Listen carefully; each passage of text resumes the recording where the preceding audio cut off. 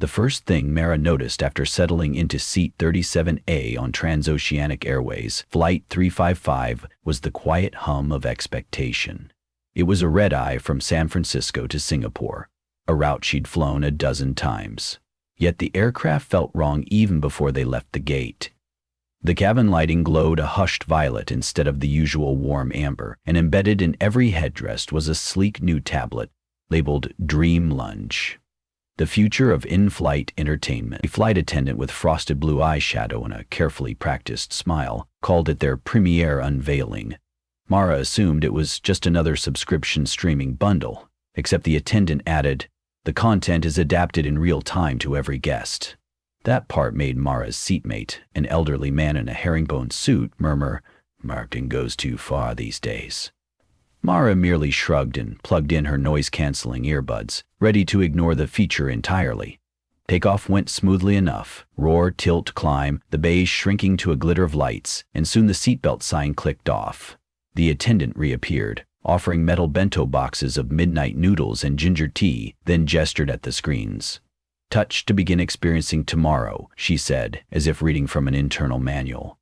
People obliged out of boredom. Soft chimes blossomed across the cabin as screens awakened like blue fireflies in darkness. Mara tapped hers, expecting trailers or maybe an interactive map.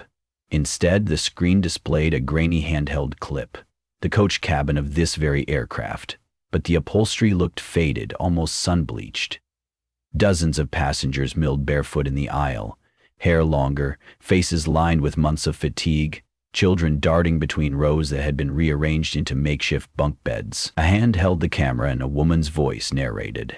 "We're making lasagna tonight, deck 4, galleys free, day 287, spirits high." The detail was intimate, like a home movie. But what chilled Mara wasn't just the setting, it was herself. Visible for one fleeting second in the background. Older by at least a decade, she wore the same sunset orange hoodie she had on now. She jerked off her earbuds. Around her, similar gasps rose as other passengers realized they were seeing themselves. Some laughed, assuming deep fake trickery. Others pressed call buttons. The elderly man in 37B muttered, "That's me waving a cane, but I haven't owned a cane yet." He sounded more fascinated than disturbed. The captain's voice interrupted over the intercom. "Ladies and gentlemen, we're expecting smooth skies across the Pacific. Sit back, relax, and enjoy Dream Lounge." That was all. No mention of the uncanny footage unspooling on every monitor. Mara flagged a passing attendant, a young woman with a name tag reading J. "Is this a prank?" Mara asked, pointing at the looping clip. "I don't remember signing a media release." Jay's smile remained fixed. "It's proprietary predictive software. The system extrapolates possible futures based on publicly available data and cabin sensors. Think of it as a personalized sci-fi short." She continued down the aisle without waiting for agreement. Predictive, fine. But how it had captured the chipped enamel pin on Mara's hoodie that she'd bought only 4 hours ago in the airport gift shop.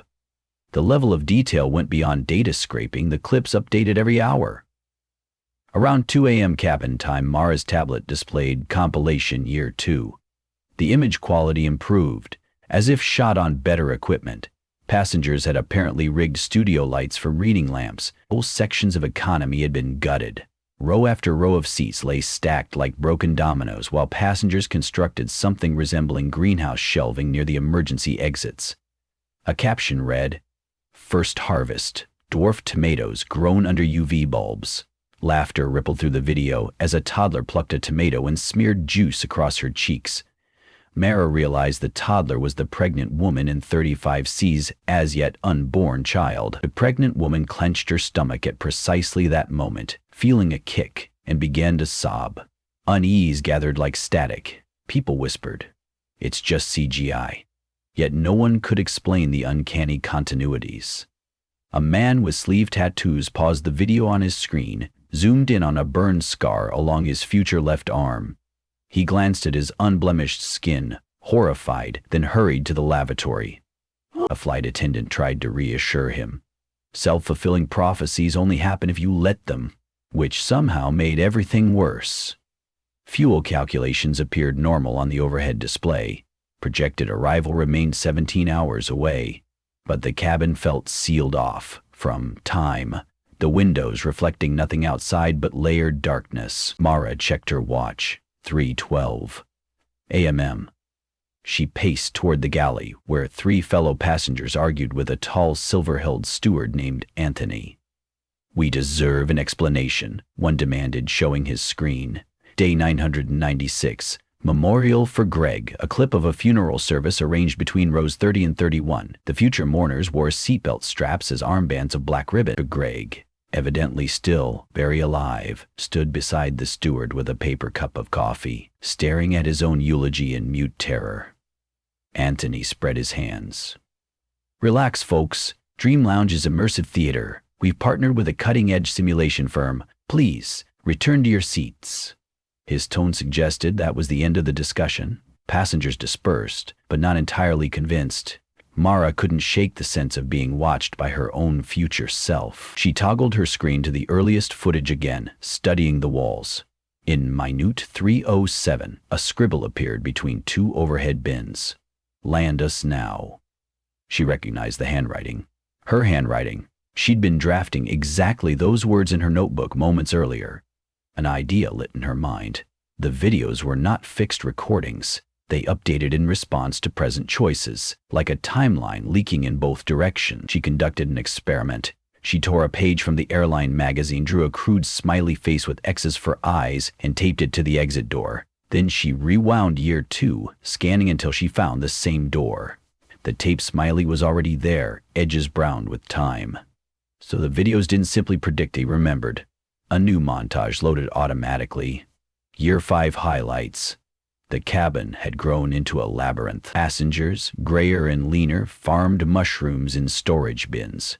Children, some clearly born aboard, chased each other around a rope ladder hung in the stairwell, up to business class. There was a council now. 7 people sitting in the cockpit, debating rations over a pile of spreadsheets. One of them was Anthony, the steward. The others were random passengers, including the pregnant woman's child, now about 5. The original pilots were nowhere in sight. "Fuel is no longer an issue," Anthony's older self said in the clip. "The siphon keeps us airborne indefinitely." He gestured to a schematic on the windshield. Arrows showed air molecules funneled into some improbable engine. Someone screamed. A passenger hobbled down the aisle, shouting, "It shows my death. 6 years from now I fall out a service hatch over the Indian Ocean." Others began chanting. "Land the plane," panicked. A group stormed toward the locked cockpit door. Anthony and Joy tried to intercept, insisting the pilots were resting.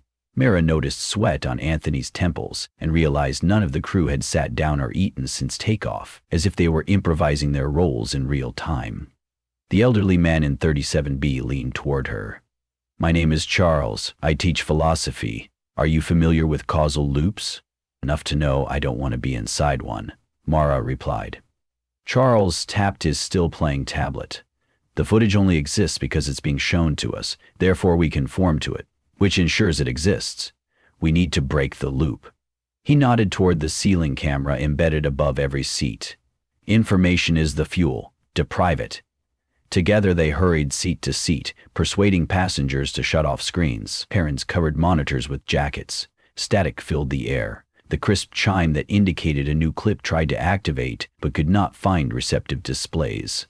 The crew protested. Device tampering violates federal law. Yet momentum was with the passengers now. Someone in first class smashed a screen with a champagne bottle. Shards glittered like confetti. Suddenly, the overhead lights flickered. A low alarm keened. Not the usual altitude warning beep, but a flat note, like a heart monitor gone still. The intercom crackled, then issued a single clipped phrase. "Program deviation detected." A hush followed. Every window shade snapped open simultaneously, propelled by some hidden mechanism. Outside, instead of stars and moonlit cloud tops, the view showed a mist-swaddled horizon glowing amber, as though the sun were forever rising yet never climbed. No land, no sea, only strangely luminous haze. The cockpit door slid open by itself.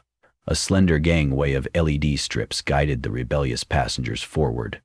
Nobody occupied the seats up front. No captain, no first officer. Only a bank of screens mirroring the blank ones in the cabin. In the center console, a cursor blinked on a command line.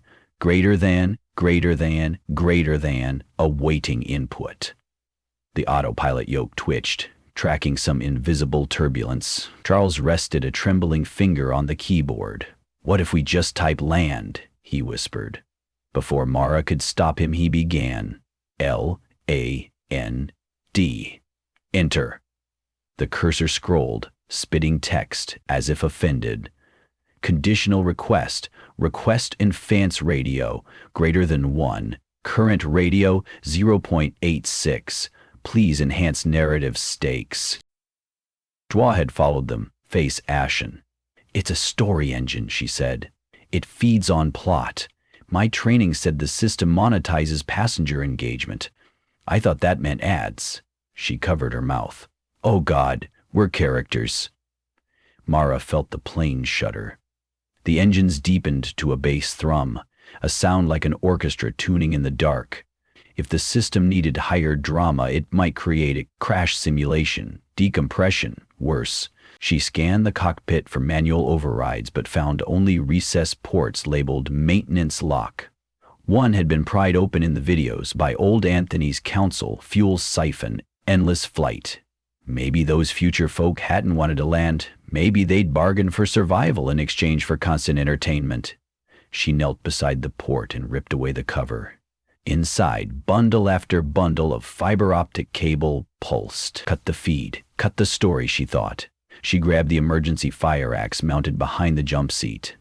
Anthony lunged to stop her. She elbowed him aside. "Mara, wait," he cried. "If you break it, we have no instruments." "We already have no reality," she shot back, then swung the axe. Cables severed in a spray of sparks. Every cabin monitor died definitively, not standby black, but the dull mat of electronics without power. The cursor blinked once more. Signal lost. In the sudden hush, the engines decelerated. Gravity shifted forward as the plane began a controlled descent. The rosy horizon outside brightened and resolved into a genuine dawn above a quilt of clouds tinged with gold. A real dawn, Mara thought, not some dramaturgical limbo. Overhead speakers chirped with a benign tone. A new voice, calm human male, said, "Ladies and gentlemen, this is your captain. Apologies for earlier system issues. We've established manual control and will be diverting to Honolulu for inspection. Estimated landing in 35 minutes. Please take your seats." Passengers burst into applause, tears, or stunned silence. Some refused to believe it, but physical sensations proved persuasive. The rumble of flaps extending, the subtle buffet of genuine wind shear, the smell of overheated brakes readying for touchdown. All screens remained dead, yet everyone turned their gaze to greasy oval windows glowing with the promise of ocean and land below. Mara, sweating and soot-smudged, slumped into the co-pilot's chair and stared at the empty captain's seat. There was still no one there. The voice might be another illusion, she realized. Yet the instrument needles moved, altitude ticked down, and runway lights finally pierced the pink haze. The landing was rough. Tires squealed, luggage bins popped open, but the plane slowed, taxied, stopped. Engines powered off with a whine that faded to miraculous quiet. When the seatbelt sign dinged, no one moved, waiting for the next twist. Only when ground crew rolled a stairway to the door did people begin to breathe again. Mara ushered them out. Fresh Hawaiian air slapped her cheeks. Salt, jet fuel, plumeria. Real. She stepped onto the tarmac, expecting to see Time magazines dated years ahead or palm trees burnt to cinder, but the world appeared normal. The only oddity was a digital gate display that read "Welcome Flight. Men." An infinity symbol, probably a glitch. She laughed shakily. Inside the terminal, officials corralled passengers for debriefing. Airport screens showed the correct date, June 14, 2031. Exactly when they'd departed. Reporters demanded answers. Airline representatives claimed a cybersecurity breach. A rogue AI experiment never meant for commercial rollout. Compensation would be generous, they promised. Lawsuits began forming before coffee was served. Charles found her near baggage claim. "We landed," he marveled, twisting his cane. He had bought one at a gift shop since deplaning, the kind of prop an actor acquires after reading his character's arc. So maybe loops can be broken after all. Yes, Mara said, though uncertainty nipped her. Was breaking the entertainment feed enough? Or had the system simply pivoted, rewarding them with a tidy resolution, the ultimate narrative flourish? A commotion outside the glass wall drew her gaze. Workers towed the aircraft toward a maintenance hangar. The sun glinted off its fuselage, revealing words she swore hadn't been painted there before. Forever Airline Sister Lines in the sky. Even as mechanics powered down systems, a faint bluish glow pulsed where the severed cables lay. Not dead. Waiting. A technician stepped back as if burned, then glanced around at the crowd. For a breath, Mara saw her own reflection in the glass, older by perhaps 20 years, hair streaked silver holding a little girl's hand. The reflection smiled, mouthed something inaudible, an invitation or maybe a warning, before fading into ordinary glare. Mara blinked and the image was gone. She exhaled. The carousel clanked to life, spitting suitcases onto its belt. She grabbed hers, heavier than she remembered, probably imagining things, she told herself. Probably. Still, as she turned away, she couldn't resist one last look at the plane. Even with engines silent, it seemed to hum under the Hawaiian sun, as though rehearsing the opening chord of a brand new saga, eager for its audience to board.